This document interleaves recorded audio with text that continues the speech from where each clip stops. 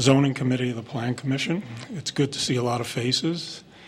We have a number of people that have signed up to speak. I assure you, you will get a chance to speak. We're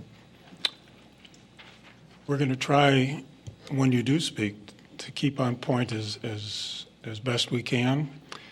I hope that whoever speaks first, if the second person who is up wants to say the same thing, they just kind of keep it as short as possible. Okay. We do have a quorum, and our first order of agenda is approval of the April 30th minutes.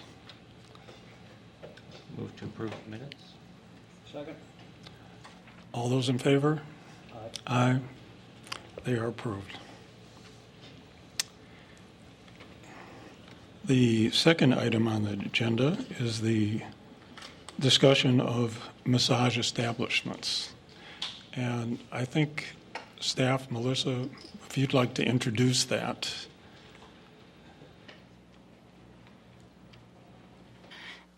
This issue was first brought forward at the April 30th Zoning Committee meeting with a proposal to make all massage and bodywork establishments a special use in all of the zoning districts that they are currently allowed in. Since then, staff has revised the proposal so that any establishment whose owner, operator holds an Illinois license as a licensed massage therapist would be allowed in the same zoning districts that they are currently allowed in and would not require a special use permit. And anyone who does not hold a state-issued license would be considered a bodywork establishment and would require a special use permit. Okay. Those of you that have signed up to speak, we just ask that you go to a live microphone, and we are very much interested in what you have to say. If you wait just 1 second, we have 2 more people. Yeah. Okay. And we'll just go in order of those who signed up. You can correct me if I mispronounce your name. Angela Palmer? Palmer. Okay. Good evening, and thank you for hearing this. Excuse me. And my name is Angela Palmier, and I represent the AMTA Illinois chapter. We're the nonprofit professional membership association, and our national headquarters are actually located about 5 blocks away on Davis Street.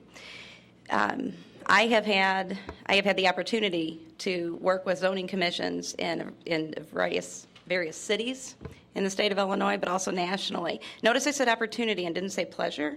And this one, it has been a great pleasure. Your staff is phenomenal. They were not only very responsive. I remember sending a memo to our position statement to Melissa, and 7 minutes later I had a response. It's unreal. The change that has occurred from beginning to end is remarkable, and on behalf of the AMTA Illinois chapter, we'd like to thank you guys for the work that you're doing. We think you're doing a great job, and we fully support and appreciate the amended changes. So thank you. Thank you.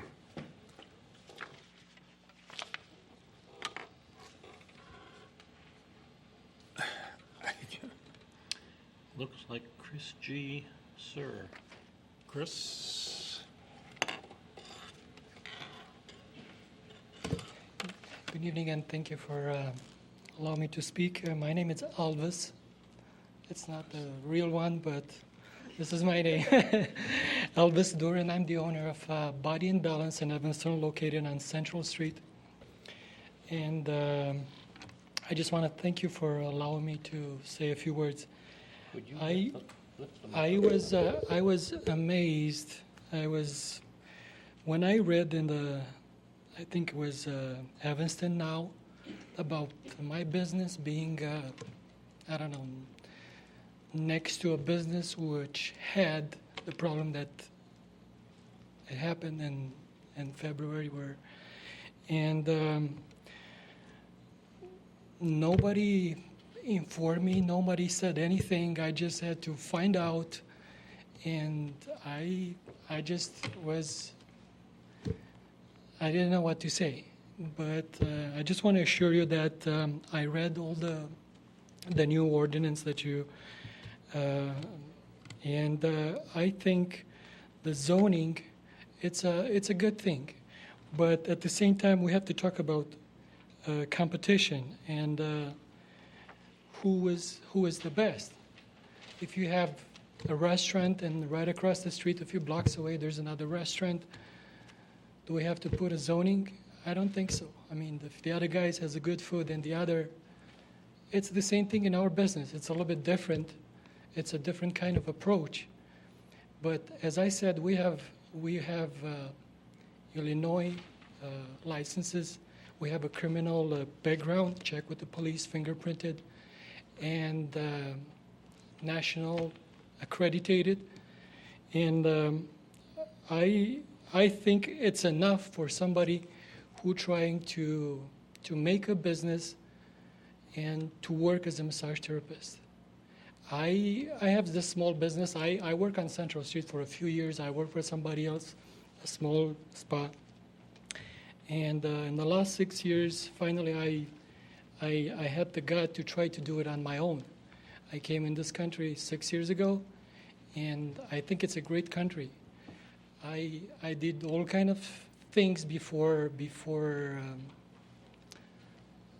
going to school. Actually, I studied physical therapy, but I came here, and I have to go back to school, and it's a long story. So I decided to do what I learned in my country, and I choose a shortcut. I took a massage therapy school. I'm licensed and I work. We are hardworking people. And we try to, in the community that we are doing our businesses, we're trying to, how can I say it, get that feeling of well-being. Everybody who steps in and gets out and you see a smile on their face, I'm satisfied.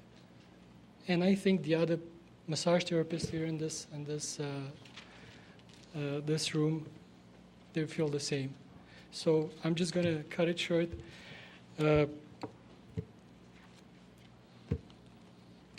As I said, I was amazed about being in that it's at the second floor.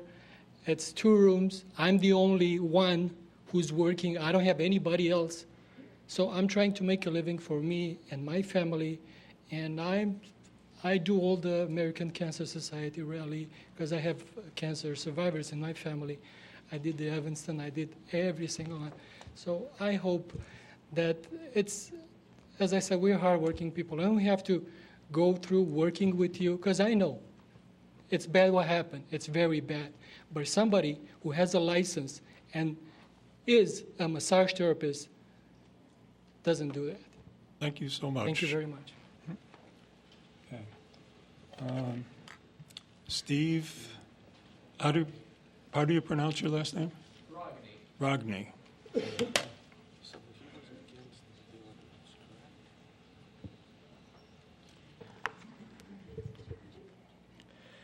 Thank you very much for the opportunity to speak tonight. My name is Steve Rogny. I'm the director of Zen Shiatsu Chicago, a school of Asian bodywork therapy here in Evanston. I've been in practice for 11 years and for 6 years as an establishment owner. And Asian bodywork therapy is a hands-on practice. It uses the same medical theories as Chinese medicine and acupuncture. So we're working with the body with the hands like massage, but it's different. You have to understand the training that an acupuncturist would go through of when and how to work. So it has an overlapping but quite different skill set and knowledge base than massage therapy. And so in 2002, the U.S. Department of Education, in their classification of instructional programs, they listed Asian bodywork therapy as a separate vocational training and profession that's distinct from massage therapy. Asian bodywork is governed by the AOBTA, This is the American Organization for Bodywork Therapies of Asia. So this organization has been in existence for over 20 years. And to become a certified practitioner member, one completes a minimum of 500 hours of training, including anatomy, physiology, business, ethics, and Chinese medicine. The credential is very comparable to entry-level massage training, but a strong focus on Chinese medicine theory and treatment. So as state licensing laws have developed, it's become customary to regulate massage therapy and Asian bodywork slightly differently. Some states issue an Asian bodywork license. In some states like Illinois, Asian bodywork therapists practice under an exemption clause. And in Illinois, it reads, practitioners of Asian bodywork approaches are exempt from this act if they are members of the AOBTA at the certified practitioner level, or another Asian bodywork organization with a minimum standard of training, code of ethics, and demonstration of competency. So this nebulous second half of this paragraph has exposed Asian bodywork practitioners to a frustrating loophole. Criminal organizations, it has come to light, have been creating fake Asian bodywork organizations. They create a website that publishes standards of training, codes of ethics, and they've been issuing certificates to their prostitutes. And this seems to have been the case for at least one of the establishments that was busted, in Evanston. And this is a problem. And the AOBTA is working through law enforcement with the Illinois State's Attorney's Office to attempt to close down these organizations. And for 3 years, we've also been lobbying for voluntarily to achieve state licensure, to have our own Illinois state license. And so they're thereby closing this loophole. And we do also want to, in the short term, first of all, I hope that we can get the City of Evanston's support. A similar incident actually happened in Bolingbrook. One of these fake Asian bodywork organizations was issuing certificates, and someone applied for a business license. So the mayors of Bolingbrook, their office contacted me to run it by me, and I helped them figure out this is an illegitimate certificate. And they're supporting us now. The Bolingbrook is supporting Asian body workers in creating their own state licensing act, get the political will behind it to get it done. And in the meantime, the AOBTA wants to close the loophole on the local level. So a bodywork establishment license, apart from the idea of zoning and special use, a more appropriate way of self-regulation, allowing Asian body workers to achieve self-regulation, would be through a bodywork establishment license that allowed us to voluntarily submit to the same criminal background checks and fingerprinting that's required generally of healthcare practitioners. We have no problem with that. We'd voluntarily seek it. And I need to reiterate, I've written prolifically on this subject in the past couple of weeks and passed around letters, and I need to reiterate my point, that this particular ordinance would not actually have caught the prostitutes that were busted in Evanston the past year, that because it exempts mixed-use establishments, all it takes is a back room in any establishment, any business, anywhere, to put someone to work in prostitution, and you just advertise sex online. They're first of all exempted, so they'll be able to practice without ever even applying for the license at all. And secondly, even if they weren't exempted, it still may not be effective. One other point to point out is that bodywork, as this ordinance defines it, bodywork does not just actually mean Asian bodywork styles. I'm a representative of Asian bodywork styles descended from the Chinese medicine tradition, but the Massage Licensing Act specifies at least 10 other exempt modalities, including Rolfing, Traeger approach, polarity therapy, orthobionomy, Feldenkrais, Alexander technique, and others. So each one of these disciplines has a knowledge base that's different enough at present not to be tested and regulated as massage therapy, and a bodywork establishment license, something that the City of Evanston might adopt, would allow for all those professionals to plug into the criminal background check process, and it would also need to be flexible enough to accommodate everyone, and that's part of the solution that I advocate, the idea of a bodywork establishment license. The revised zoning ordinance under consideration tonight still states that bodywork establishments would detract from the appealing character of Evanston as a whole. This despite the fact that 80% of the public comment letters that were in the revised ordinance package were people who responded to my open letter to the committee saying that they did value both massage and bodywork. So the statement still suggests that bodywork establishments might be prostitution establishments. Such a statement endangers the safety of professional therapists and half legitimizes prostitution establishments. The new ordinance still exempts all mixed-use establishments, meaning that it would have unfortunately failed to have caught the prostitutes from earlier this year. So my proposed solution is twofold. I propose tabling this zoning ordinance, despite the large amount of work that has gone into it that I truly appreciate.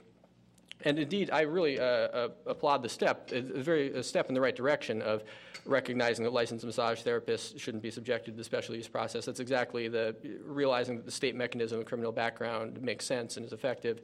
That's exactly right. And I'd like to use a bodywork establishment license process to plug unlicensed professional practitioners into that same criminal background check framework, and potentially use the stipulations of that license as a springboard, put in certain law enforcement hooks that would allow us to identify the specific practices, the advertising practices, the hours of operation practices that would allow us to identify unlicensed establishments and get law enforcement on their case. Because ultimately, a major reason I'm here is because I am, in fact, interested in helping to solve the problem of prostitution. And so furthermore, I would propose the creation of a criminal statute covering prostitution posing as legitimate industry, because it's something that could define harsh penalties for any operator advertising and offering sexual services under the guise of any other profession, allowing the mechanisms for revocation of any kind of license and referring on to law enforcement. This will allow the same piece of legislation to cover the city when the next prostitutes pretend to be in-home cleaning services. If we otherwise this becomes the first. This otherwise is the first hammer fall in the game of illicit activity whack-a-mole. Okay, if we only add regulation to each specific profession as prostitutes attempt to insinuate them into it, we'll never keep up. But a general criminal ordinance would do it. And also the massage establishment, a bodywork establishment license would be non-arbitrary. It would close the exploitable loopholes of the Massage Licensing Act. It would allow professionals to help with law enforcement with catching prostitutes. So bear in mind that criminals will never apply for these licenses. We do need to go on the assumption that criminals won't apply for the paperwork that will cause them to be caught. So that license also needs to be written with those law enforcement hooks that would allow law enforcement to identify unlicensed criminals and pursue them. Thank you so very much. Thank you.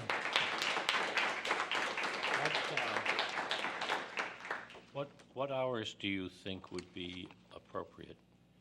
Well, that would be a matter for deliberation, I think, among professionals. But just to give you a vague ballpark figure, between a legitimate massage bodywork establishment probably would not operate between 10 p.m. and 6 a.m. That's a potential past precedent.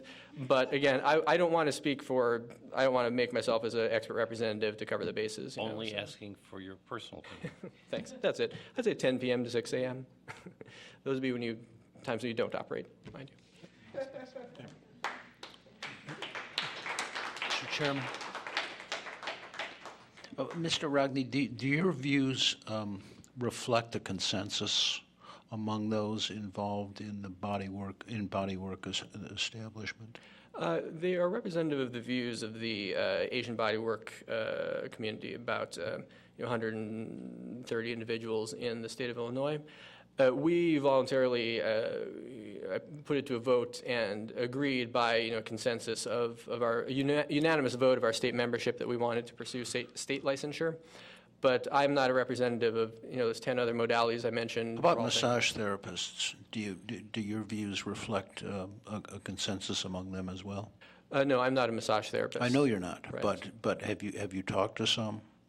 I have, yeah, and I can't say that it's reflective of a consensus, but I know many of the massage therapists I've spoken with. I've had 100% agreement with. Okay, so I suppose we'll hear from some of those persons tonight. Thank you.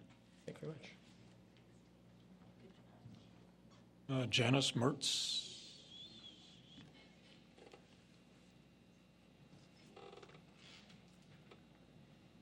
Thank you for allowing us to be here tonight. And I first want to also applaud the changes in the languaging from the original proposal to today's zoning proposal. Dramatically different. Thank you.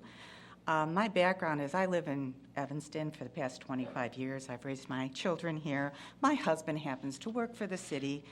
Strike that.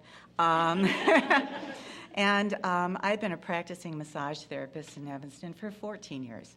I'm also a licensed registered nurse with the state of Illinois.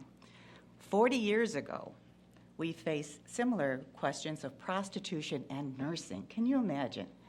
40 years ago. I find it just fascinating that I'm in another profession and facing the same ridiculousness. And prostitution is one of the oldest professions, so I'm not condoning it, it's just a statement. I do have some questions, though. I wanted to know why the licensed massage therapists are being separated out from the other licensed practitioners, such as chiropractors, doctors, acupuncturists, OTs, and PTs. I was a little confused by that. I hold 2 licenses in the state of Illinois, proudly, pay for them proudly. And so I hate being separated out from my fellow practitioners that are licensed. So that was one question. I also questioned the statement that talks about a clustered bodywork establishments that may negatively affect revitalization efforts and successful economic development. I really would love to see the data that supports that. I have been searching all over Google to say, where are you getting your information from? The closest I could come was Sacramento. They had some kind of recent licensure zoning type thing going on that almost to identical verbiage was this. So again, I just really question, where's the data? Where does it show that massage therapy, bodywork therapy, Reiki, therapeutic touch, shiatsu, where does it show that we have, caused any decline in the development? So those are my 2 questions. Thank you. Thank you. Oh, and if you'd asked me the question, I support our shiatsu brethren and sisters. Thank you.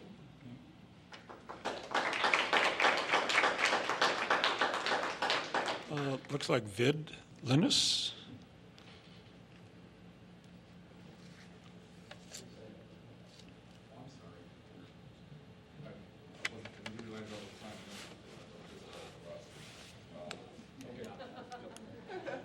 You don't have to talk if you don't want to. No problem. Hi. I'm not from Evanston. I have family and friends here, and I came to study shiatsu for a very good reason. Evanston is a gorgeous community. It's close to Northwestern University. I became interested in something that I thought was profoundly accurate when it comes to understanding the human condition. So I came here to study shiatsu. It's my preferred medium, and I'm very protective when it comes to ordinances that might affect the way I earn a living now. I mean, it's been a while, but after some of us were drop-kicked out of corporate America, we needed to redefine ourselves so we could still maintain a useful living and do something positive with our time, and I've transitioned to it, and I'm kind of protective about the way the current ordinance is being considered, and lumping shiatsu or other modalities into something other than what it's truly intended for, to help people. And that's it. Thanks. Thank you. Any questions? Sarah McLaughlin. Hello. Okay.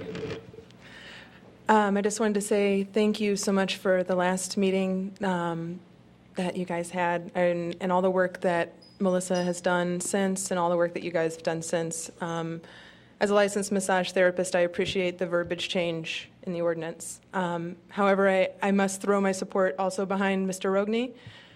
Steve has spoken for all of us that consider bodywork and massage therapy our primary occupation.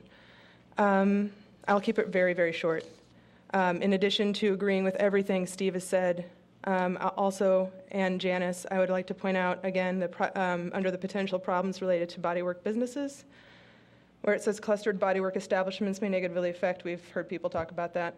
I mean, at minimum, I personally would like to see it changed to something like illegal institutions operating under the guise of legitimate bodywork businesses. And Steve has already said for all of the reasons why. So thank you very much for your time. Thank you.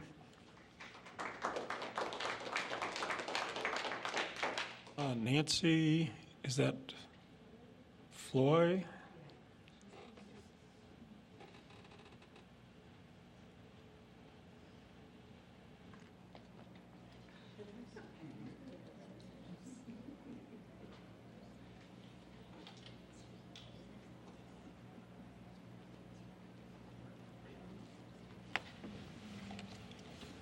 My name is Nancy Floy, and I own the Hartwood Center for Body, Mind, Spirit, located at 1818 Dempster Street in Evanston, Dempster, and Dodge. I also own the 12,200 square foot building that houses the center. My business has been in existence for 13 years in Evanston, and I currently have about 45 practitioners practicing acupuncture, bodywork, psychotherapy, massage therapy. We teach Tai Chi yoga and meditation. So we are a bodywork establishment located in a challenged neighborhood. When we moved in, we were viewed as an asset to the neighborhood. In fact, Hartwood received TIF money through the Economic Development Department. We've been embraced by the community, embraced by the city. Multiple articles have been written about our move into the neighborhood and how beneficial it's been for the area. So I just wanted to make you aware of one example of a bodywork establishment that's, I think, doing good work in Evanston. I also would like to, I've been practicing acupuncture for 18 years, and I would like to also commend Steve for the research he's done, his clarity, and his heart. He pours his heart into it. I would support, and I would put Hartwood's support behind his suggestion. I would ask that, I met with Chief Eddington this morning. We had a great meeting. We have a great chief of police, always has an open door, willing to listen. I wanted to meet with him to understand his perspective and what he's trying to do, and he listened to me. He actually seemed to appreciate some of what I had to explain to him. I wanted to make sure you understand that when I bring a body worker or massage therapist into Hartwood Center, and they practice all of these different modalities that Steve has named, I require that they have certification. They're not able to be licensed, but they can be certified. I also require liability insurance. So this is a profession. We're professionals.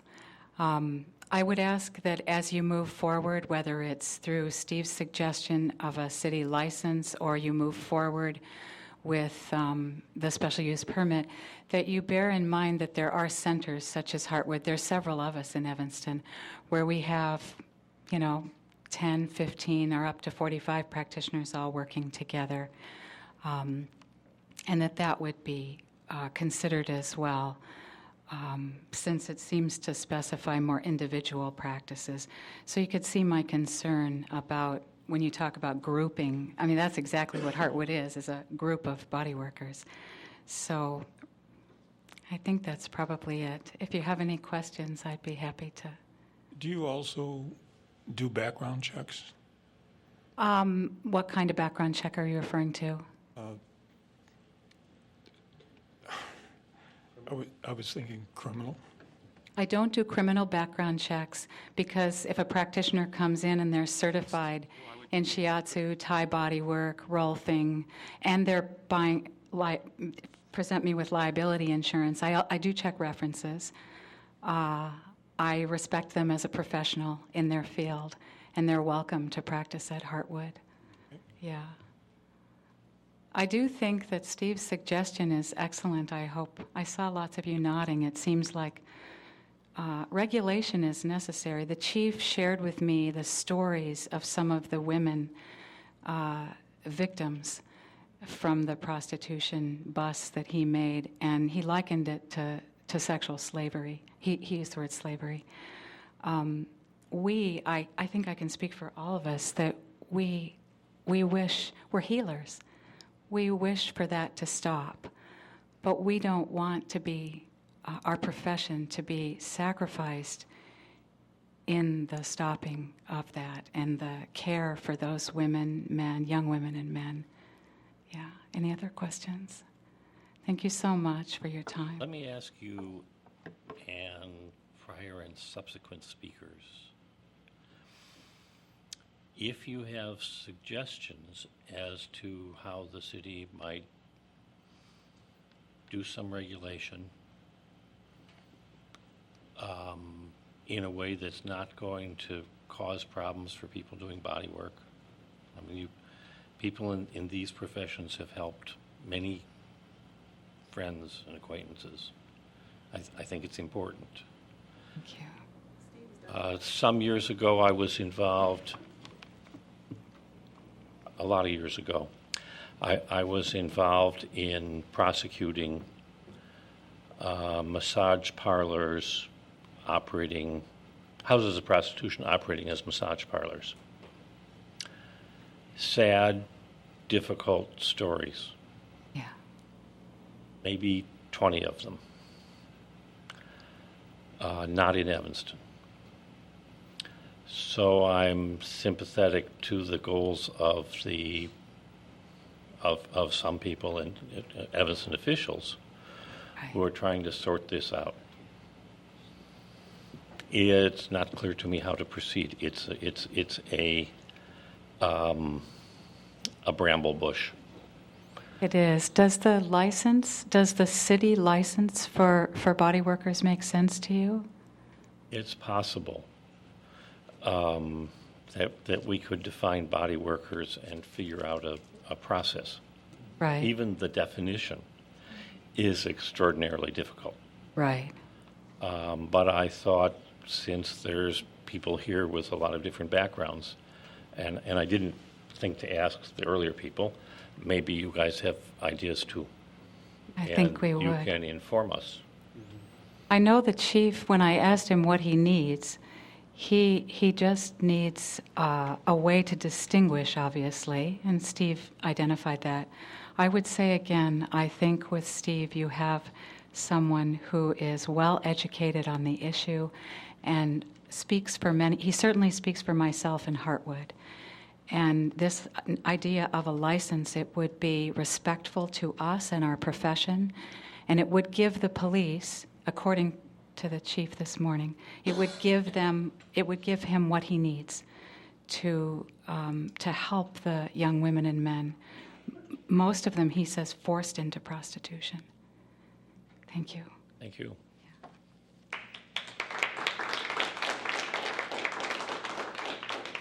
Did you want to speak again? Yeah, if you don't mind, I'd like to. I, again, represent the AMT Illinois chapter, and I can only speak on behalf specifically to the massage therapists, and what was presented as the amended language certainly fits our needs. I do want to acknowledge, though, that in no way did I mean a slight to the body workers. We certainly, many of us, practice both. You brought up a very interesting question, though, and if ultimately what we're concerned about are places that are posing, AMTA has a very active group of people working to solve or try to at least curb the human trafficking issue. And unfortunately, if you follow the country, there's a wave, and it does tip right over to Chicago. I mean, Kansas is much worse than we are, if you can imagine, but it does do that.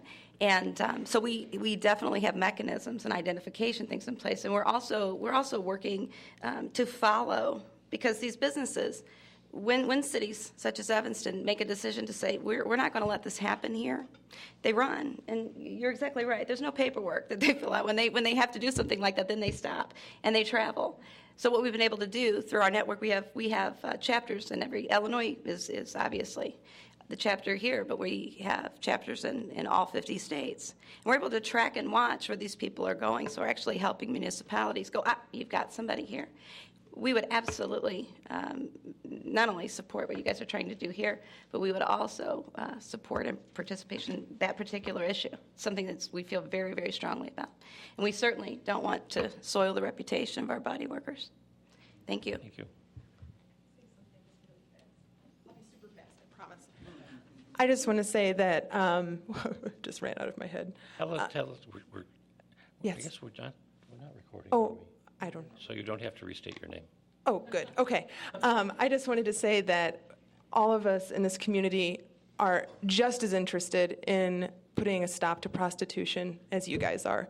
And seriously, if you want to sit down with Steve as a representative of the AOBTA and Asian Body Therapies, Angie as the AMTA, we can get these organizations together. I'm really good at coordinating people. We can get them together, and we'd be happy to sit down with you guys, answer questions, and do anything that's possible to respect our profession as well as Evanston. So anyway, okay, thank you.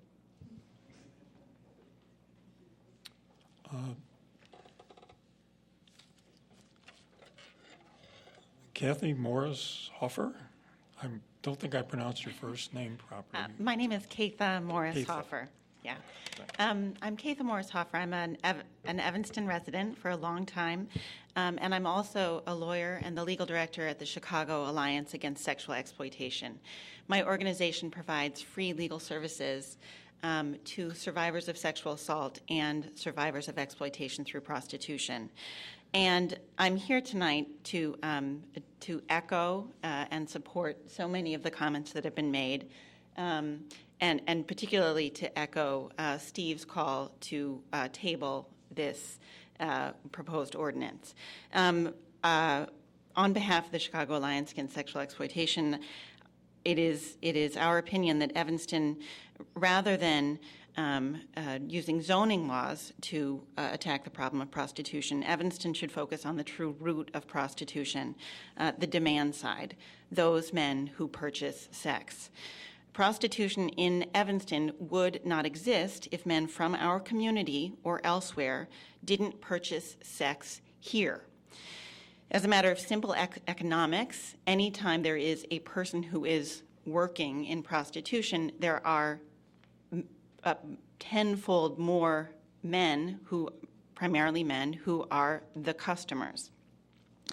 As it's a matter of simple economics, prostitution-dependent businesses only exist where enough men buy sex to make it worthwhile for the pimps and brothel owners, and those are the people who truly and overwhelmingly profit from prostitution to operate. Under all research, it's demonstrated that girls and women are overwhelmingly in prostitution because they lack better options. They are commonly prostituted while enduring extreme poverty, suffocating domestic violence, or are under the control of pimps and traffickers. While it is, of course, not always the case, it is generally true that women enter prostitution as children before they turn 18. In Chicago, the average age is between 14 and 16 of first entry. Research demonstrates they would overwhelmingly rather be doing something else, and they generally lack the access to supportive services that could help them escape. Now, in contrast to the very constrained lives of those whose bodies are sold in prostitution, men do not buy sex when their access to housing, education, employment, or food is limited. Those who buy only do so when they have money to burn after all their critical needs are met. Based on interviews conducted by my organization with 113 men in Chicago who identified as sex buyers, it's also clear that men who purchase sex are quite aware of the impoverished and very limited circumstances of women and girls whose bodies they purchase in sex. And they overwhelmingly believe that prostitution is harmful to those girls and women. But most significantly, they report that they rarely face any kinds of consequence for purchasing sex.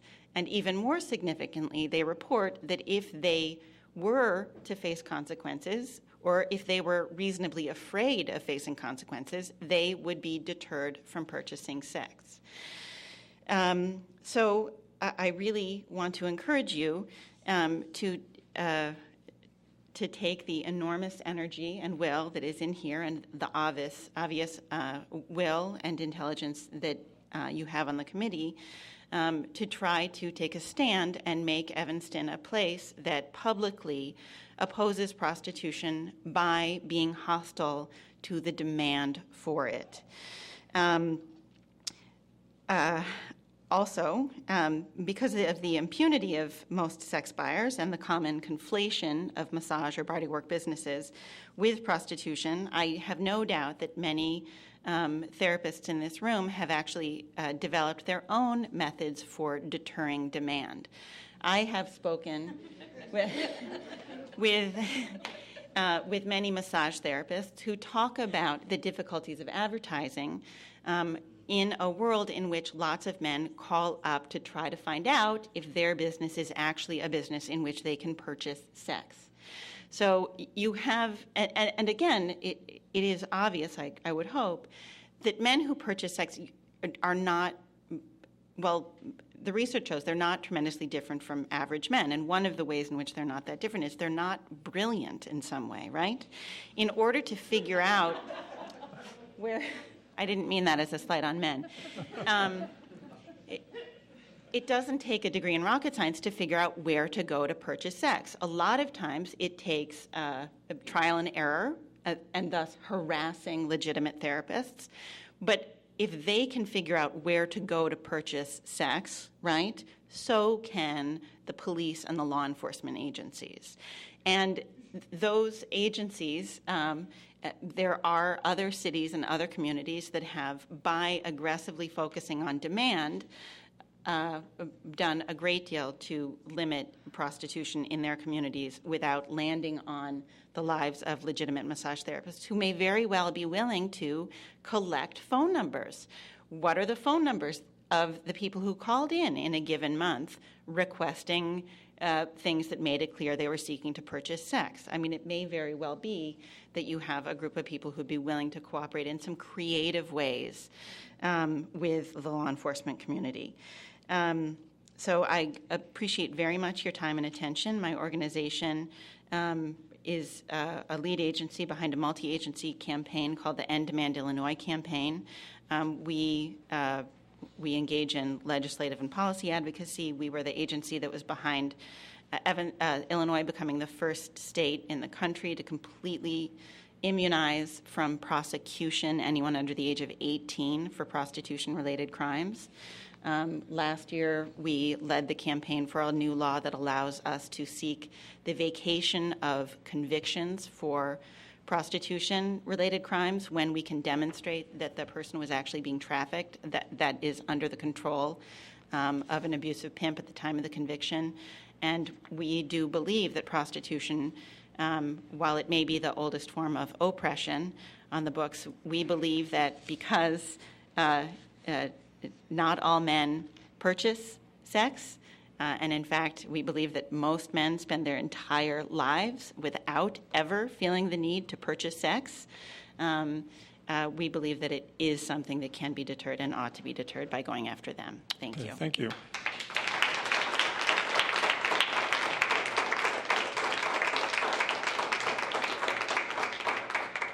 Susie Gray? All my concerns have been expressed. Okay, thank you. Dick Peach? Thanks for that. It's a tough act to follow, especially as a male here. My name's Intelligent one, I might add. I'm Dick Peach. I represent the Evanston Chamber of Commerce. I'm their Vice President for Governmental Affairs. The Chamber was a little astonished at the rapidity of this ordinance suddenly showing up on the books and suddenly almost becoming law with very, very, very little public comment, least of all from the business community. We didn't even know this thing existed until about a week ago. It bothers us that we're in a community that relishes the idea that we are very proud of our small business community. We support it 100%. We do everything we can to make it a vibrant and wonderful place to be. And yet this ordinance turns around and stomps all over it and impugns very, very good small businesses. It implies that they are, not a welcome piece of a community. I happen to have a business that's a half a block from Hartwood, and I remember when Hartwood opened that everybody in the city was praising the location, and here's a place where there's 40-some practitioners in one spot, and your ordinance would force, 42 of them to move elsewhere because they can't be within 1,000 feet of one another. It just doesn't make an awful lot of sense, I'm sorry. And in talking with Steve over the last couple of days and in talking with our board of directors in polling, we have at least 22 members who would fall under this ordinance at one point or another, or potentially could fall under the ordinance. all of which were adamantly against this ordinance coming about, that we think there's a much better way to do this, that this should not in any way, shape, or form be a zoning ordinance problem. This belongs in law enforcement. This is a law enforcement issue. The issue here is prostitution. It is not massage therapists. It has nothing to do with them whatsoever. And I think we need to get off the back of the small business community in this town and help them do what they can do, especially when they're standing in line here tonight offering their help and their assistance in making this problem go away. Thanks. Mr. Peach, you should be aware of the fact that the agendas and proposals and things like this ordinance are published not only on the website, but there's published notice in advance, and I assume that your organization has someone watching those. You shouldn't be surprised. If they don't have someone watching, someone, you're a big enough organization, someone should look at the notices. Appreciate your coming tonight. Tracy Smodella? Did I get close? Hi, good evening. I am Tracy Smodella, and I am a practicing licensed massage therapist. I reside in Bartlett, Illinois, and I'm a member of the American Massage Therapy Association, a former board member of the Illinois chapter, and until March was their government relations chair. I want to thank staff for the work that they've put forth on bringing this proposal forth, and certainly thank the committee for its deliberation to date. And I just want to state that I understand the principle of municipal zoning, especially as it relates to the economic viability and attractiveness for any community. However, in this case, I think the message has been clouded by the inference of managing illicit activity by a zoning ordinance that still contains language that could be problematic, specifically for the city. And I want to draw your attention to just a couple of notes within the ordinance. And one, the current definitions of owner and operator are not clearly defined as it relates to financial percentages owned within a business. And I think it creates a significant loophole for the city moving forward. And also, the proposed ordinance states that only licensed massage therapists may apply for their permits. And where this creates a problem for the city is that the licensed massage the Massage Licensing Act only protects the profession of the practice of massage. It doesn't preclude anybody who is not a licensee to actually operate a massage therapy establishment. And I would use the national chain of Massage Envy as an example of that. I can tell you, as a licensee, as a licensed massage therapist, I half-heartedly applauded that language, but I have to be very true to my commitment to the community government partnership, and that is to bring to your attention language that may be problematic for you in the future.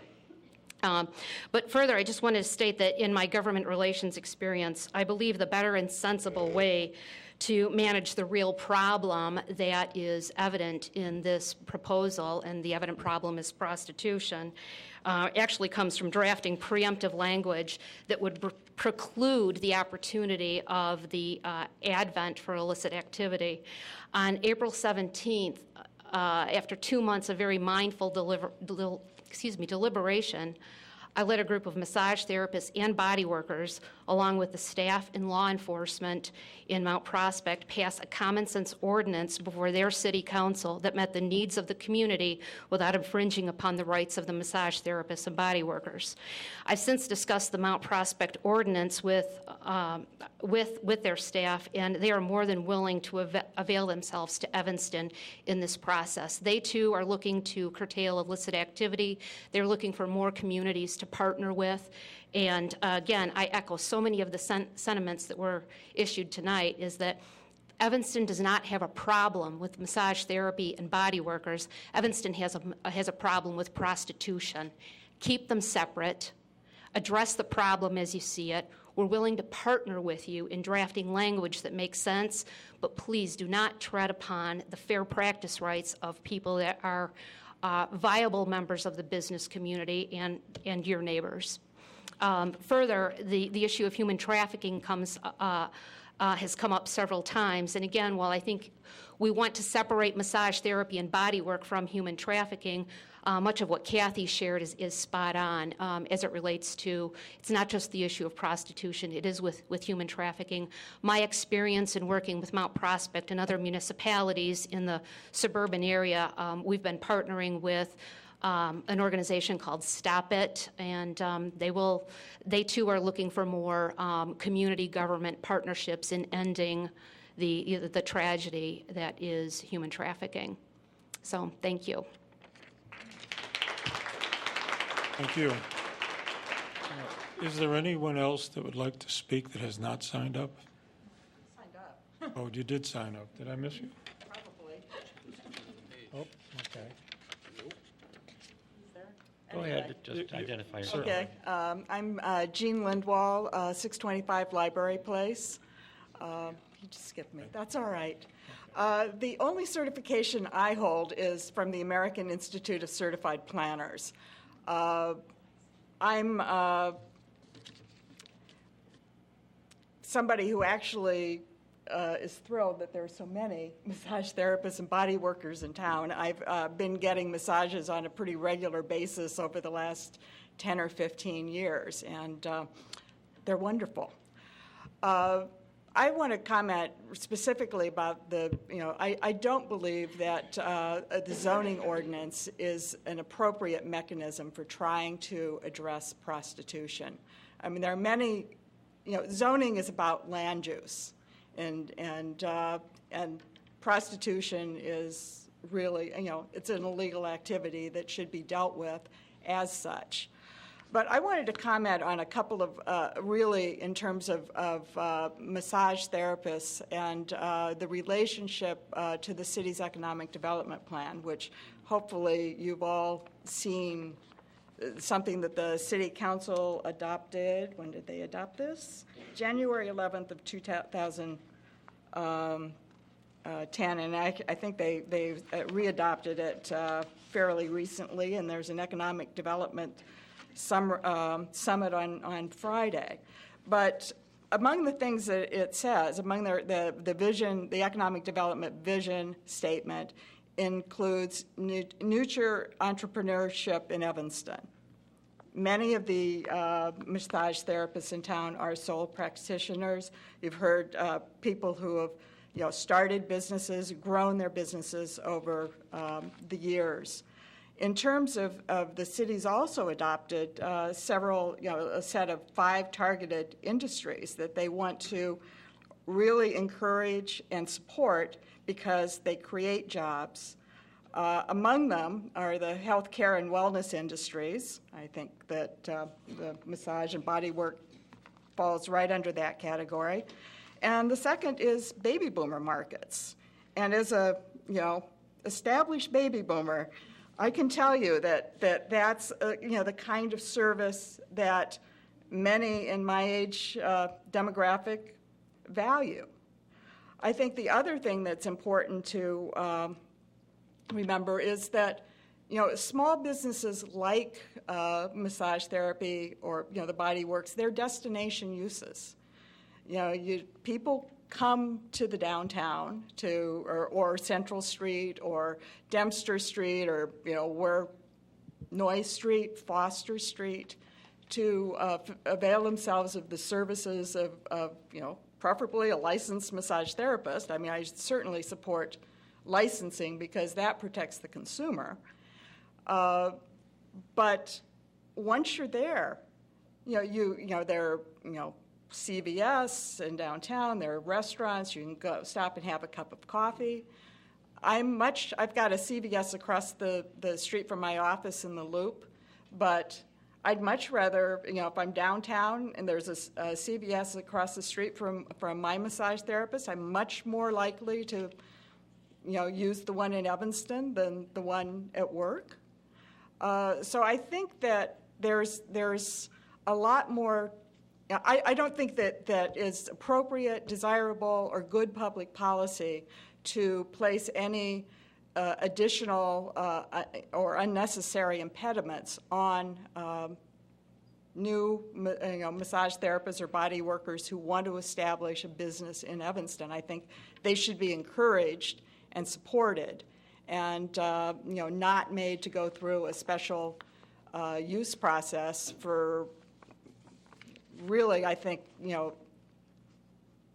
a benefit that really isn't there. I mean, I haven't heard any good reason for what benefit you think you would accomplish by making any of this a special use, because I think, as others have mentioned, you're not going to, the people who are engaged in illegal activity aren't going to bother to come and apply for a special use permit to begin with. And I think that, it's important that the law, the police have the ability to shut down illegal businesses. But I think that we should be figuring out ways to make life easier for, new practitioners to open rather than make it harder. So. Thank you. I just want to apologize for not saying your name on that. That's all right. And is there anybody else that would like to speak at this time? Okay. Just identify yourself, please. And Louise Rosenberg. I was here at the last meeting. I work out of Hartwood Center as a licensed massage therapist. I'm also actually on the board for the Evanston West Village Business Association. And I agree with everyone, really, I think have spoken here today. I just wanted to reiterate again that actually I'm going to the Economics Development Summit this Friday. And yeah, it's a targeted industry, health and wellness. So I think we all stand together.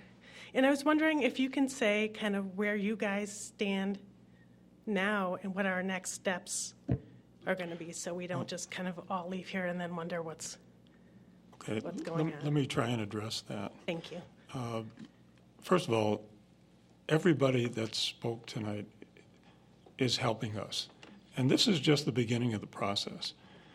We will try and hash out your concerns, and at that point, we recommend, our recommendation goes to the Plan Commission, and I hope you will watch the notices and show up there also, because your input is important. And at that point, if it would go on to the City Council that ultimately makes the decision. Is there any discussion among the members at this time?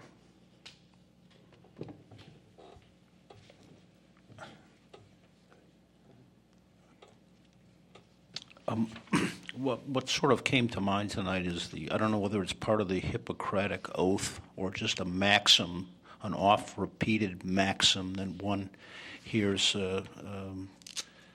involving the medical practice, and that is first do no harm. And I think that this particular ordinance has that possibility. So for that reason alone, I would not favor it. Secondly, I would like to know from city staff whether there is a possibility of exploring what Mr. Rogney suggested, and that is some licensure mechanism that might solve the problem that we are trying to address. And I want to thank all the people that have come out here.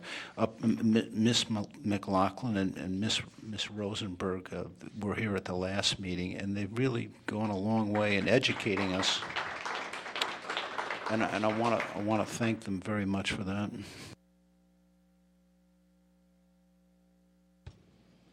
I'd just like to say how impressed I am with all of the testimony and comments that we received this evening.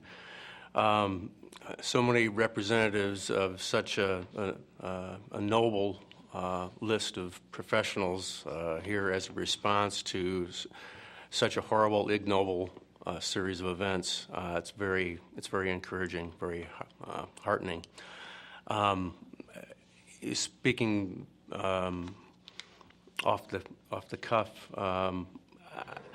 it's certainly it's apparent to me that we really need to investigate whether the hammer of zoning is the right tool to hit this nail. There is so much expertise in this room that I would be in favor of tabling any action on this and recommending that those of you that represent the profession meet amongst yourselves, select some representatives that you feel adequately represent your opinions, and then it's just a question as to who you work with in the city to see that your needs are addressed and that the needs of the terribly oppressed women that have also been spoken about this evening are also addressed. I don't know whether it's the legal department or what, but I certainly don't feel any need for our committee to spend any more time on this, given the great credentials of the people that are here tonight and their willingness to work with the city.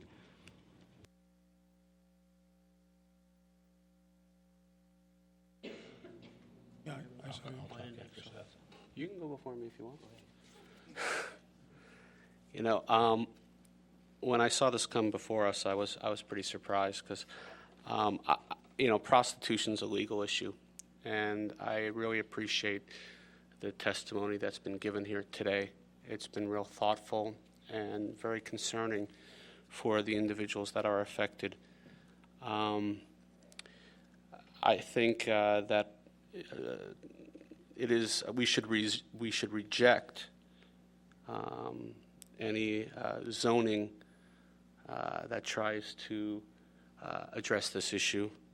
I agree with Steve, who said you're just getting a whack-a-mole, because that's essentially what you would do. And you know, Hartwood is in my neighborhood, and when that moved in, we were thrilled. We were absolutely thrilled that we had such a wonderful establishment come into our community, and a community that really needed something, such a respected establishment. So I think we should reject any zoning that would be aimed at dealing with this, and it's a legal issue, and I appreciate all the work that's been done by staff. They have done a lot of work, but I think we should reject this.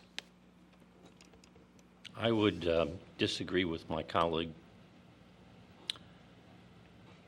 In my experience looking at the prostitution problem in Cook County, I believe it is difficult to prosecute people for prostitution. It is difficult to have probable cause to go into and search an establishment. It is difficult to get any evidence because what happens behind the closed doors is secret.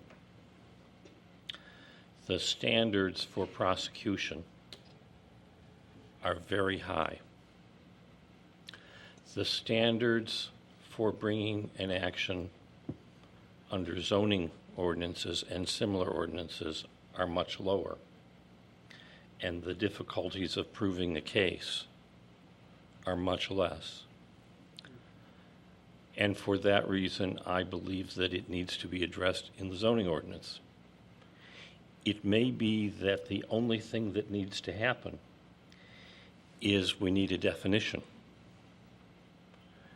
And so that when someone is operating a house of prostitution and pretending to be operating a massage establishment, we can say, here is the definition of massage establishment, and prostitution is not the operation of a massage establishment, and therefore you are in violation of the ordinance, and a zoning action can be brought. It's quicker, it's easier, it's more likely to be successful, and if the ordinance is not oppressive, It causes no harm, and I think will provide some additional protection for people in these legitimate professions. I am very comfortable with the legitimate bodyworks and massage, and I'm including the other things that Steve referenced and that are in the state ordinance, and probably there's some other names too, that these are important for our community. Yes, they are good economic development, but I too am an aging baby boomer and becomes more important personally. But I don't want to give up an attempt to craft an amendment to the zoning ordinance, which I believe, if done correctly, will provide protection and assistance to people in the professions discussed here today, and will make it a little easier to remove prostitution from Evanston. I'm not sure what the pieces should be. Steve talked about advertising, which brings up First Amendment issues, and hours. Other people talked about specific provisions in this ordinance that are not well defined, problematic, and insulting. Do I want things that are not well defined, problematic, and insulting? No. Do I want a solution that I think is consistent with what people advocated here? Yes. But I don't think we should say, no, we don't want to use zoning. It's a tool for protecting the community. If it's done right, it's a tool for causing a lot of harm, done wrong. I don't think we're at the point where we have anything we could recommend to the Plan Commission. But eventually, I think there'll be something, and probably a consensus. At least most of the people in the room would look and say, oh yeah, that's handled with appropriate for solving the problem with dignity for us, and it's likely to be successful. So I don't want to give up yet. Do you have examples, or we've heard about a testimony about Mount Prospect, and sorry. I hope you will give your examples to the staff and they will circulate them to us. I think there are some others, but it will take, staff has already spent a lot of time. It will take time to find them. I would like to say that an effort to also funnel information to staff so it's not entirely confusing, I am more than happy to, if you want, like if we get like body workers together and we're talking about all these different definitions of all these different kinds of modalities, and all of us know how many there are. I would love to be the go-between between you guys, if just so somebody doesn't get bombarded with 47 Reiki practitioners and 62 Thai massage therapists or whatever. I don't know if that is helpful. I think they're not easily confused, the staff. Okay, well then. And it's great. Whatever you have, directly or indirectly, they can use it, we can use it. All right. I just really appreciate being able to respond. You know, I think as a lawyer, I just want to say that it is certainly true that if your goal is to achieve successful prosecutions of criminal acts, then one of the best ways is to create a zoning law and then prove a violation of the zoning law. But if you're interested in making Evanston a place that is hostile to prostitution, all the research suggests that men who purchase sex can be deterred without actually having to be successfully convicted of prostitution-related offenses. Ms. Hoffer, you've made the argument. Okay, all right. I don't disagree with you. All right. I think we need several prongs in several arrows in our quill of tools, and I certainly don't disagree that the demand side of prostitution is crucial and that it needs to be looked at. So I'm not disagreeing. I just don't want to give up this one. And I don't think this one should be exclusive. I don't think people are deterred with injunctions and little tiny zoning penalties given the amount of money involved in prostitution. I just wouldn't want to give it up. Would staff like to speak at this time? If I could just address some of the comments and concerns that were made quickly. For any business that is existing in Evanston, should any of these regulations pass, the existing businesses would be grandfathered in and no one would be required to obtain a special use permit unless that business relocates to a new location. As far as places similar to the Heartwood Center, we would be looking at them based on being one establishment. We would not require every single individual to obtain a separate special use permit. Also, the special use permit process is a zoning tool. It is not intended to drive away businesses. As far as I have been involved, the city tends to grant well over 90% of special use permits that I've seen. The biggest tool to that is adding conditions onto a special use permit, for instance, hours of operation. Also to keep in mind, I know the talk here tonight has been centered around the prostitution aspect. While that is one aspect of the regulation for this, something we have not really discussed tonight is the economic development aspect to it and land use.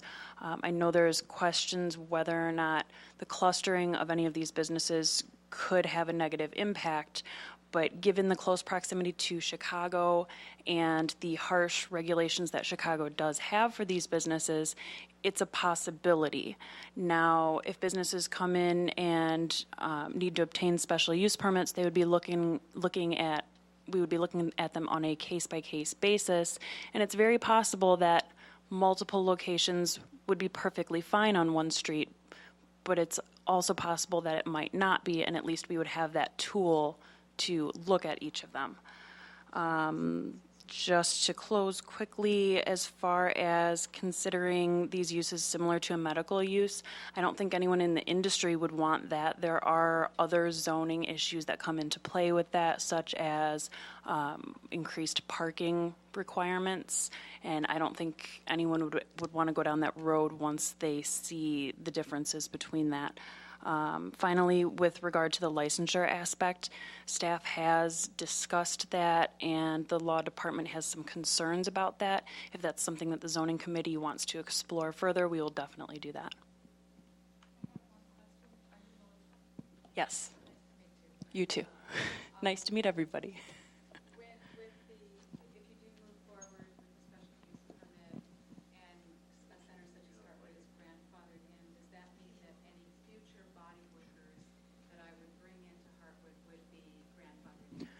Correct. We would consider you to be one establishment, so whether you have contracted workers that are coming and going, we are looking at you specifically as the proprietor.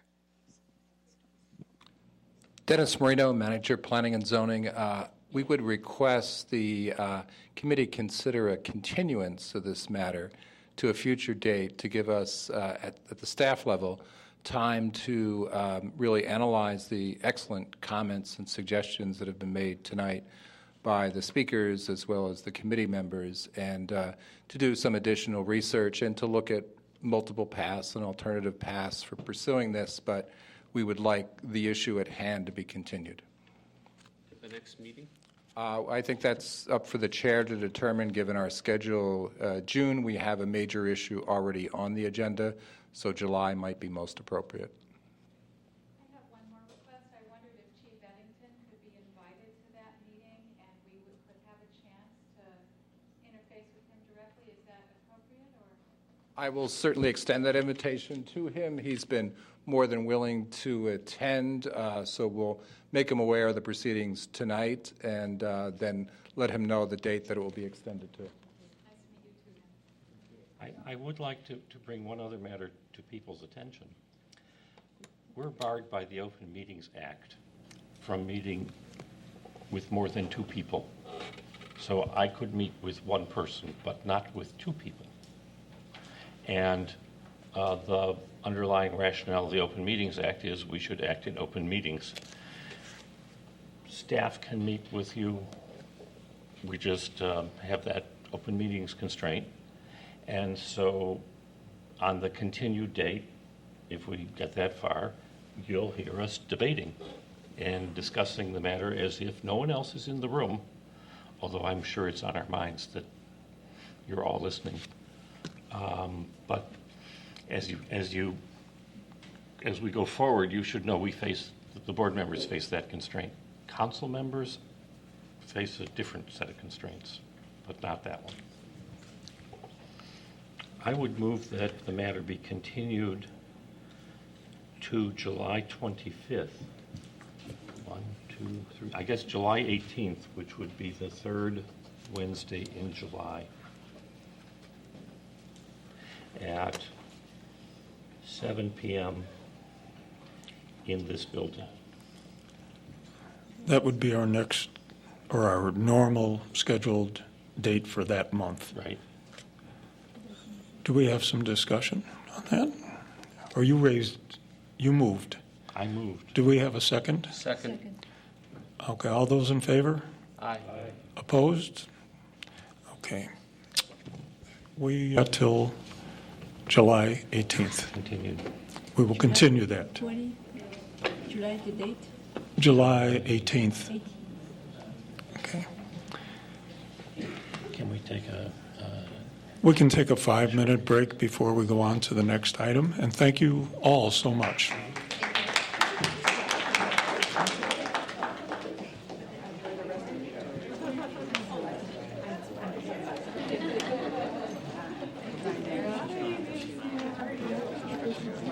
And the next topic is aquaponics. Melissa, would you like to start us off? Following the last meeting, you guys asked for a little bit more research and then try to pin down some zoning districts where staff thought these would be good uses. And so we are currently proposing for aquaponics establishments that they would be allowed uses in the I districts and special uses in the B, C, and M districts, not allowing them in the downtown area. Just to add on to that, if we could have some discussion about whether or not there needs to be further regulation specific to outdoor uses, since the impact may be different. And then also adding on to that, last time it wasn't really discussed, but community gardens and urban farms, they are similar uses, and there has been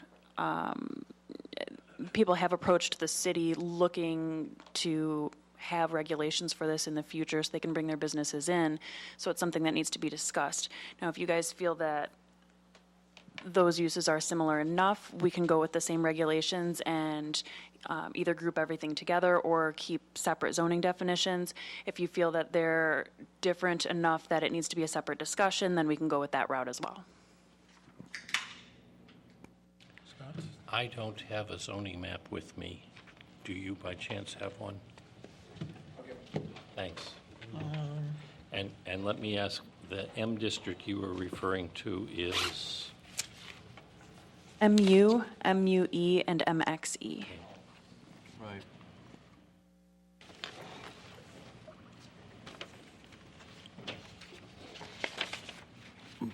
There was a zoning map as part of the massage thing. It's a small one, but I think it covers the I districts. B, C, does it have M on there as well? I don't think so. Help me find the MUE. Just give me rough. location? You know it better than I do. Hiding. All those converted warehouses.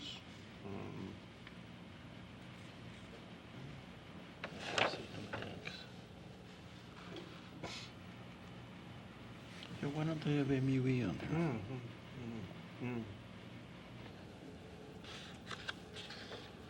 MU? No.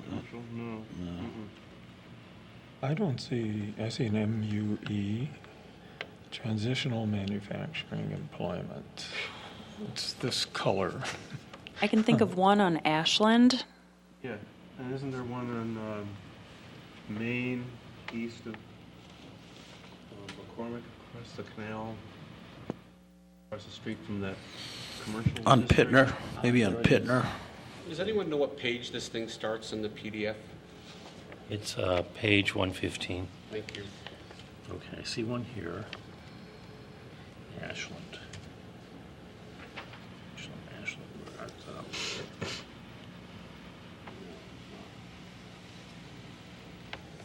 There we go. Oh, here it is, here. I don't see an MU. I see the MX. This is E. MX.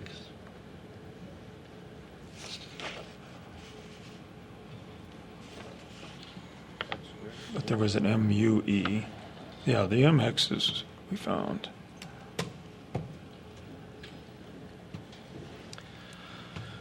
We've lost a zone.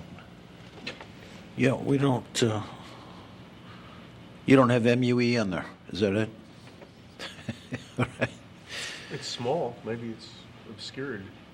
Loading district. Dennis, do you know where the MUE is? MUE, is it the west or the Custer Avenue part? I mean, like Custer. Ah, okay. One of the kind, I believe. Yeah. Well, my first question was going to be, why are they special uses in those districts? And having now located them, I see they are pretty close to residential. Thanks very much. Thank you. So The that- intent of the M districts is that it's a mixed use, oftentimes warehouse areas, light industrial uses within close proximity to residences. Many uses in the M districts require special uses because it's very location specific on what the impact would be and whether it would fit within the neighborhood context. So keeping with the generalized special uses for the M districts, I think this would fit in well in that context.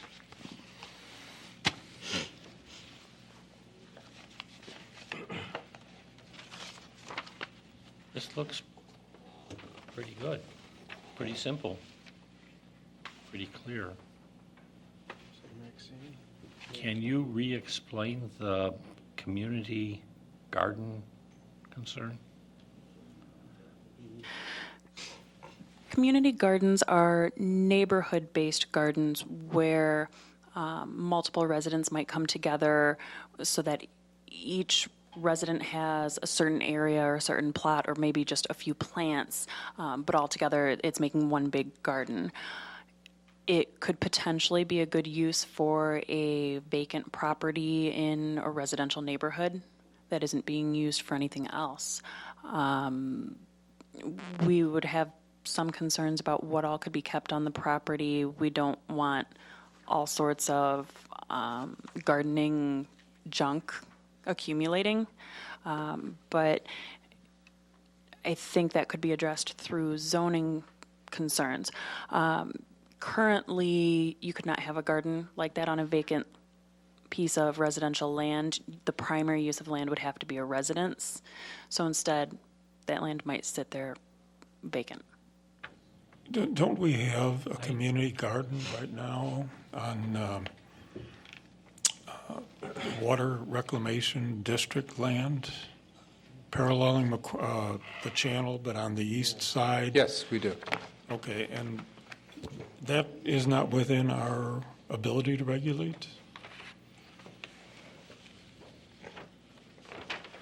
Ken Cox from the Law Department. I actually had some recent meetings with the Parks and Recreation Department about that particular space, and there are actually other ones as well, but they are all on either city-owned property or property that the city leases from the MWRD, the Metropolitan Water Reclamation District, and all of those locations are zoned open space. They're not zoned residential, so the primary use in open space obviously would not be a residence, so that accounts for the differences there. I would hate to see a special use treatment of community gardens. I think they tend to be transient when they're in residential property, unless the city or some organization owns them.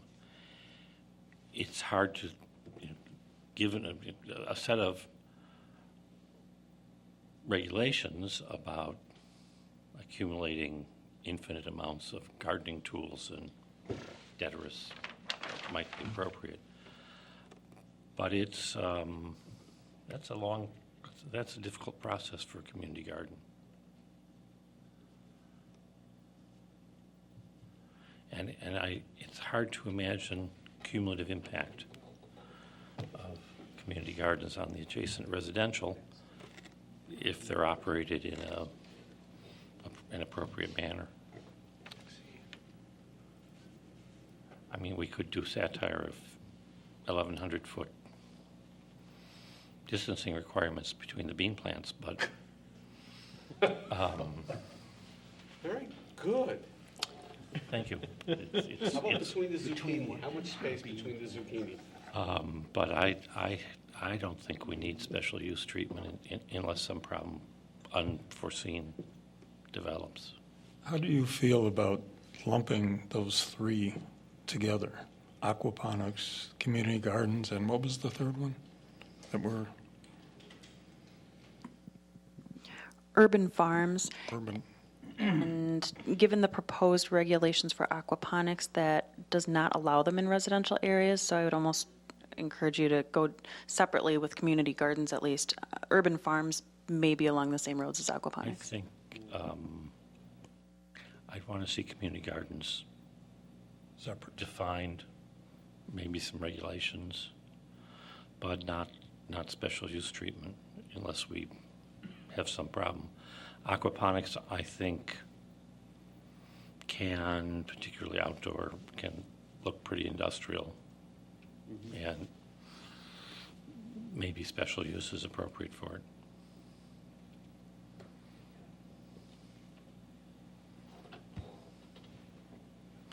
Unless we define two sizes of aquaponics, one that would fit under the table you guys are sitting at, and one for large installations. But if we use one regulatory system, that seems to me special. Can you repeat that last line there? Yeah, the size of aquaponics, if it's an installation that would fit under a table, that's a different land use impact than a industrial production. And this definition would capture all of it. So I'm comfortable with regulating it because I suspect they're mostly large scale. When, in this process, can I ask questions about the ordinance itself and some of the things that were in the document? I've already started, so. Oh, okay. There's a section in the PDF about the regulations from other municipalities and Milwaukee. And Milwaukee has a pretty successful aquaponics company, correct? One of the first in the Midwest, is that correct? They're pretty successful, right? They consider it says here, establishments to be agricultural uses as long as there's no processing of fish or plants on sites. So when they mean processing, does that mean like cutting up? Okay. That doesn't mean taking fish out and doing the things that they normally would have to do for that business, because I got to think that it's kind of smelly. They got a lot of fish. Fish are going to be transported, but they can't be killed and processed on site. Is that what you're saying? The term processing comes from the USDA and the regulations that they would then have to impose if there is the processing, which is basically cutting off the fish's heads and Killing them. what, right. Or can they kill them, just not cut off their heads? I mean, I look at this whole thing about processing I like it the other animals way. pretty, weird that it's very antiseptic term, processing. So the point is, can they kill the fish? I mean, how do they transport the fish out of these places? You can't put them in tanks and move them out. So what is Actually, the you can. Well, I guess you can, but it seems to me that'd be pretty inefficient Done in, if they're going to be dead anyway. So done in what China does processing with mean? most fish for human You consumption. can't gefilte fish. It's that simple. So I'm actually being really serious. What is that definition of processing? Is it the cutting up of them after they're dead, or they have to be alive to move them out? I mean, question. it's, I think, a legitimate question. I mean, It's a good question. I'm getting laughed at, but Gefilte fish. it seems to me that processing is the dissection, cleaning, and all that stuff. I believe the intent is cutting them and having blood and guts all over the place. So flash freezing them to kill them, as an example, and then packing them up in ice to be processed elsewhere is fine in Milwaukee. And are we considering that would be okay here? That's what the proposal is stating. Given from an impact, I don't know that freezing the fish to remove them from a location would have a negative impact, but that's something for you guys to discuss. I would think having them in tanks and moving out hundreds or thousands of fish in tanks alive is probably a bigger impact than having them flash frozen and shipped out that way. Did we get any indication from the Baldwin facility, this 27,000 square foot facility, on how they process, or do they process at the plant? Yeah. Unfortunately, I did not hear back from them.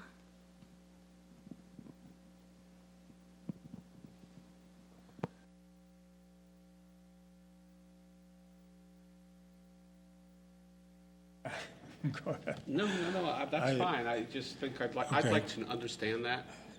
And one of the other concerns was whether we should regulate inside facilities versus outside facilities, although Doesn't it get in our- regulated automatically? It's a food grower. Doesn't the state have regulations for that? And then the question is, do we need to have our own? The state regulations would only apply if there is the processing on site. So typically, no. The concern with outdoor establishments, I think for anything that would be a special use, it can be taken care of through that process. Looking at the industrial districts where we're proposing to just allow it, it might be useful to make outdoor establishments a special use in case there's an industrial area that is in close proximity to a residential area.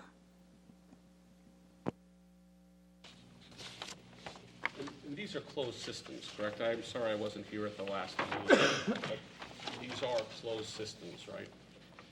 Meaning that the waste of the fish is the food for the plants.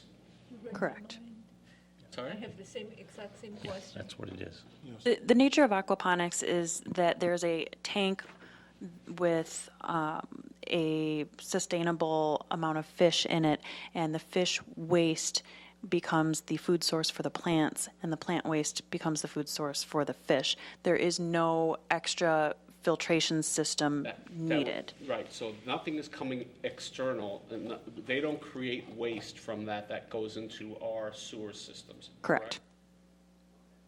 So then the only type of regulation, does the state of Illinois have any regulations for fish farms?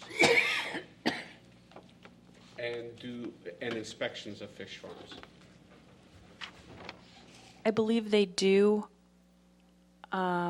And then would this then qualify as a fish farm and be covered under those regulations? It would to the state, because there wouldn't be any on-site processing. It's very limited regulation by the state, but there would be that aspect. So the state has no type of regulations on, about the cleanliness of the water and testing for bacteria or fish lice or any other things that are common on other types of fish farming? I don't have a definite answer on that. I would assume that they do. I can look further into that if you'd like. And so I guess the question I think I'm going on from what I heard here was then, does Evanston require anything, or are those regulations sufficient? And I'm assuming the state would trump Evanston. I spoke extensively with the health department, and they completely deferred to any state agencies. They said they would not get involved whatsoever so long as there is no processing on site. I would find that sort of alarming because it's almost like a loophole. If you've ever seen a fish farm or a shrimp farm, you would become a vegan. Absolutely, I but mean, this they is just pump, all kinds of chemicals and food until the pool is completely unusable, and then they basically abandon it because it's so polluted it cannot sustain any life. But this is a closed system that is actually ecologically sound. So they say. No, they really are. So once they break down, then if they become unsustainable, then the whole thing breaks down and the business doesn't work. Correct? Correct. That's the beauty of aquaponics. If you have a dirty tank and the fish die, the plants will die as well. From every business that I've seen while doing this research, all of the vegetables that they grow are completely organic, and because of the aquaponic system, they can't even be tainted by rainwater that could have pollution in it. So really, just because of the nature of the beast, they can't have chemicals in there or a large amount of bacteria, or it would be unsuccessful. They're quite remarkable. Is there some sort of certification, or can I have an aquaponics thing and my plants just happen to fail regularly?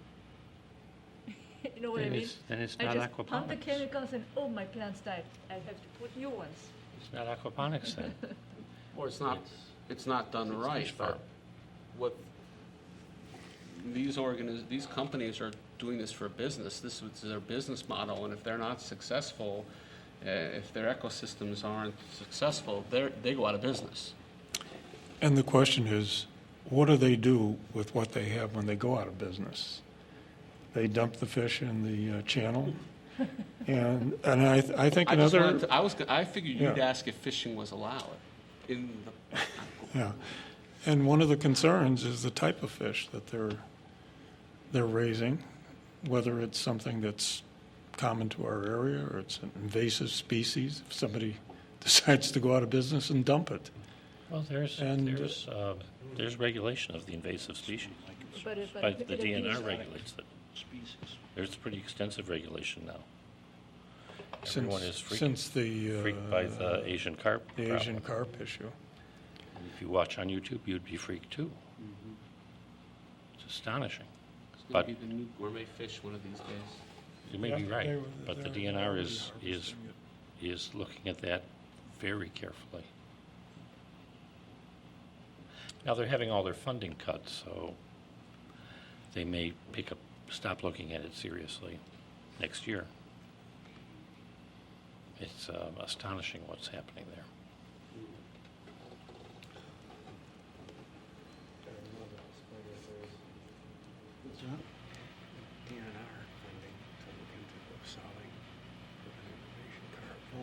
I think you've done a good job.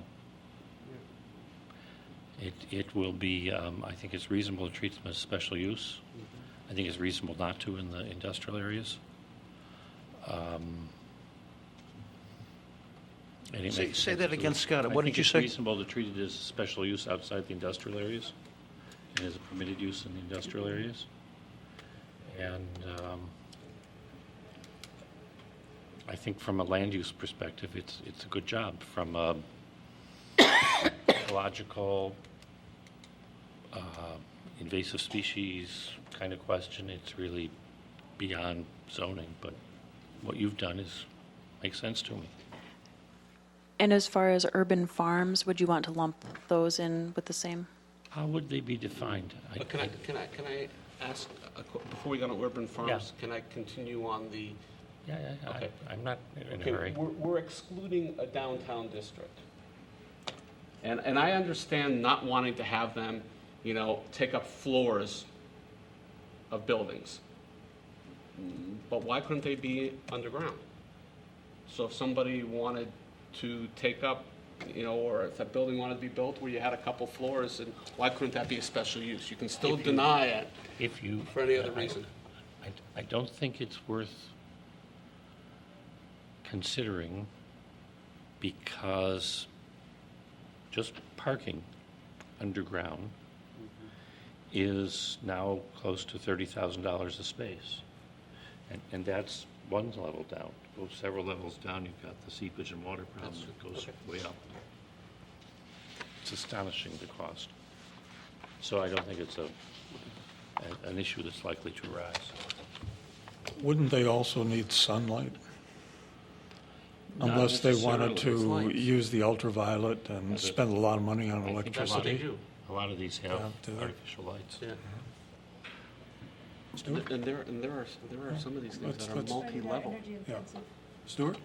I am concerned about the non-indigenous species. And how do we address the exotic species issue absent a special use? How do we address that? I think we can't even address it as a special use, because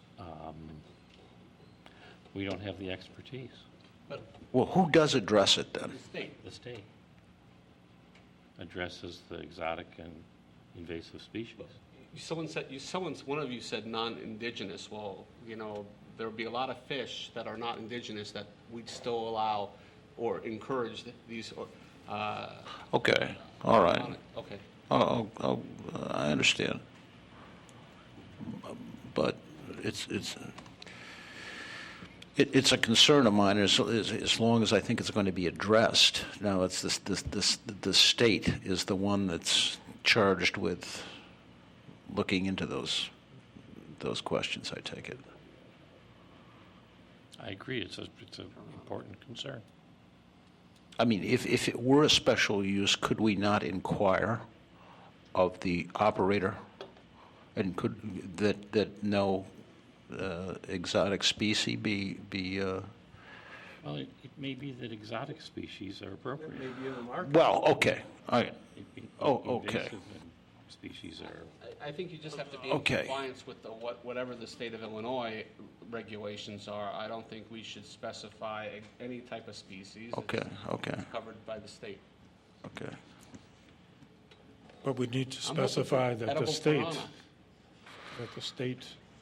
Well, we've had problems with those, those species that have been introduced through ballast water of international tankers, and we have problems with it.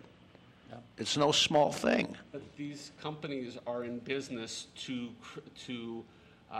grow fish that can be used as a food source, and I don't know any of these invasive fish that are used as food sources here in America. Today, yeah. Asian carp. Asian carp will be, that is correct. Or it's probably already is, right? Just give it a different name. Well, that's true. Doing that all the time. Like tilapia. Yeah. I'm assuming there's an accepted, established definition of aquaponics, so that if someone starts this process and they aren't really doing aquaponics, that we can shut down. You like the definition in the ordinance? Just got rid of it. So. Is that the bone? I mean, there's no association of aquaponics? Is this a universally accepted definition?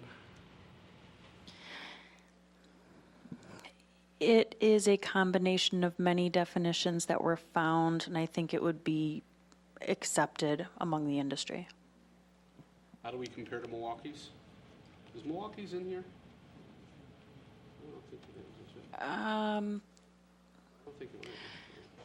I don't remember what their definition is off the top of my head, but it was definitely taken into consideration when creating this definition.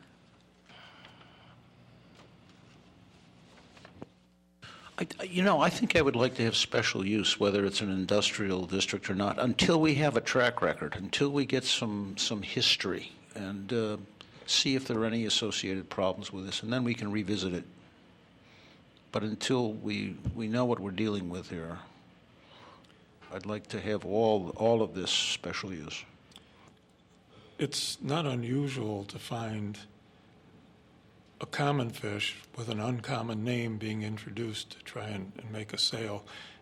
Everybody has seen in Swai advertised recently as a firm white fish fillet. It's in Dominic's, it's in Jewel. I looked it up on the web. It's another type of catfish, but it's a river catfish from Thailand. So I really think Stewart's probably on the right track here. And they'll give it another name next month to reinvent it and reinvigorate the sales. I don't know how we do it. I don't object to it. You don't object to this special use in all areas? I mean, I don't think it's necessary, but I don't object to it. I don't think it's necessary either. People comfortable. There might be a better alternative. There are two additional sources of concern, just reading descriptions of aquaponics online. One is that it's energy intensive, and the other one is that the typical feed is fish meal. And if you've ever been in any place that produces fish meal, it stinks like nothing else. It is horrific even after it's been produced. Exactly. Just open the bag. So if you bring bags and bags of fish meal to some place in town, you're going to smell it. Well, if it's inside, you probably won't smell it. You're going to smell it outside if it was open bags outside. But if it gets wet, it's even worse. Well, they have to ventilate the buildings and exhaust. So Yeah. you conceivably could smell it outside. I think that's a valid point. So that would Odor. suggest a special use is appropriate. You've seen these aquaponics in China?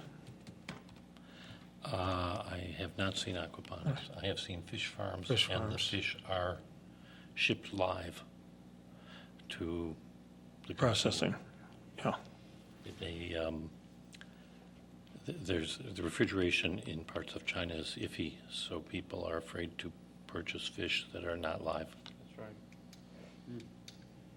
It's sort of amazing to be at a We restaurant buy and they bring you frozen the fish from fish China over here. wiggling. And you say, oh, it's alive, very good. You choose your fish. My daughter was very happy when she left China. Her comment was, good, now the food will not be looking at me. You don't have to eat the food that looks at you, though. You are absolutely right. They have amazing vegetarian food in China. So But the we consensus, What? the consensus, is It there is a right, yes. consensus that the ordinance is good, but it should be special use everywhere? I think so. I think to be safe, yeah. Do we have yeah, I agree. Okay, Is there a motion to we need a motion. refer it to the,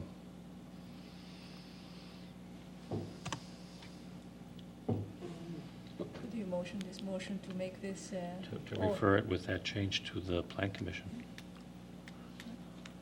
I move to refer this to the Plan Commission, making a change so that it's special use across The board, the board. in the districts that have been suggested. Do we have a second? Second. All those in favor? Aye. I vote aye. Opposed? Passes.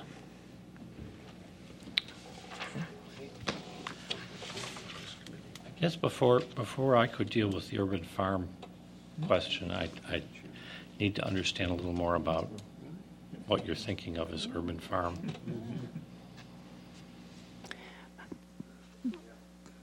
Basically, think of any typical food-producing farm in an urban setting where it would be much more compact, probably a lot smaller, and it could potentially be indoors or outdoors, possibly on rooftops. Is that for private consumption? Is that included then?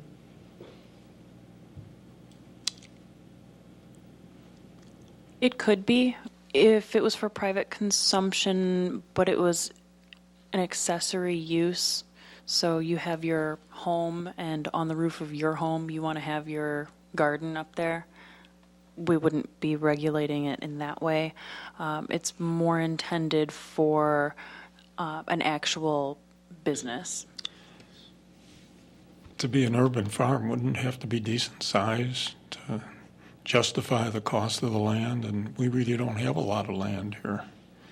Well, I think what a lot of people are doing, and in fact, we briefly looked at turning the roof of our co-op condominium into a farm, I suppose, if you will.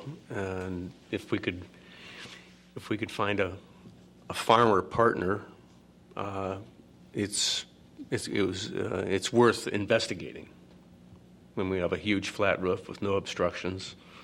Would that be for the consumption of those that own the building? No, Oh. no. I mean, the literally. idea that we had would be that we would partner with a farmer and we would conceivably share the development cost of it and the profits, and he would be in charge of maintaining it, harvesting it, and selling it. But we're not moving ahead with it right now. It's pretty. I mean, there's not a lot of takers, and it's new territory and involves a lot of expense. But How large is from a your- conceptual standpoint, I think there's potential there. How large is your roof? I'm just curious. It's about 16. I think we figured we had about 16,000 square feet that could be used. There's an increasing amount of literature on urban farming in the planning literature and the sustainable city literature, and I guess it's hard for me to deal with this in such an abstract way at this point. As the staff ideas about urban farming come together, maybe it could come back. The kind of problem we're anticipating, or in the alternative, not the kind of problem, but the kind of land use we would want to encourage in terms of urban farming. You guys might think about it, we might think about it. It's hard for me to think about it tonight and come up with useful models. I'd sort of want to pull together the stuff I have on it, and I know you'll become much more sophisticated in urban farming concepts with time. I mean, I'm willing to stay longer, but I'm not sure it would be useful.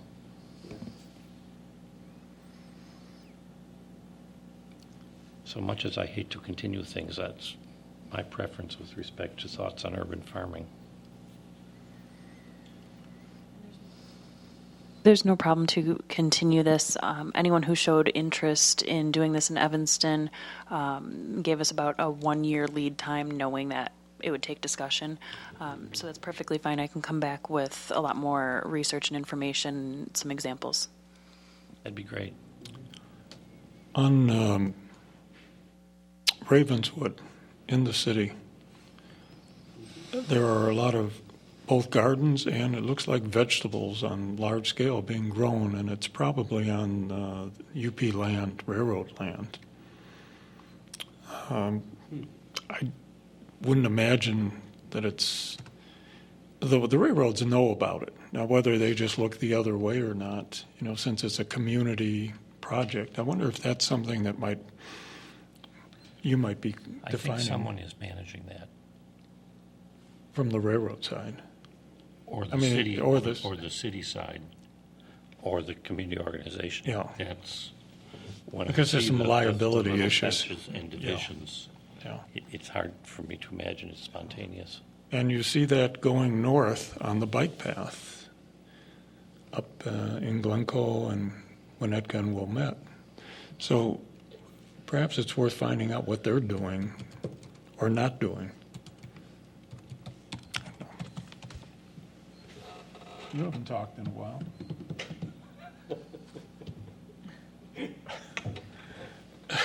We're being videotaped. I'm being harassed over here. I asked the questions I needed to ask about the urban farming. Okay.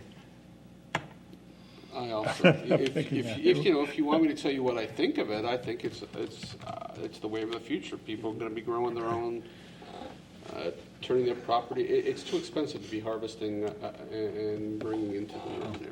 Okay.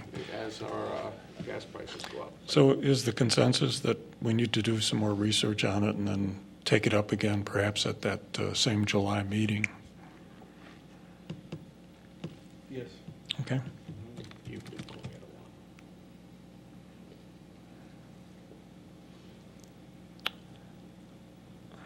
Scott, do we have to make that formal or just?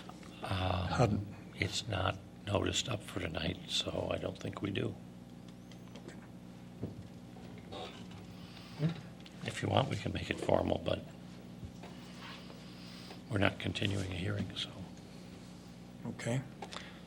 Would staff like a motion continuing it to a date certain, or we can just put it on an agenda? There's no harm in continuing it to a date certain if you like. I move to continue it to our regularly scheduled July meeting in the event that there's time. Strike in the event that there's time. We have a second? Second. All those in favor? Aye. Are we going to have time during that meeting? We don't know. We're going to have a break for massage. We'll have easy answers by then.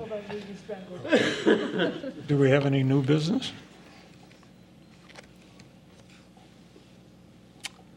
We have a motion for adjournment. So move. All those in favor? Aye. Adjourned. Don't run out of here fast, Stuart. What's that? Don't run out of here fast. Why? Like that.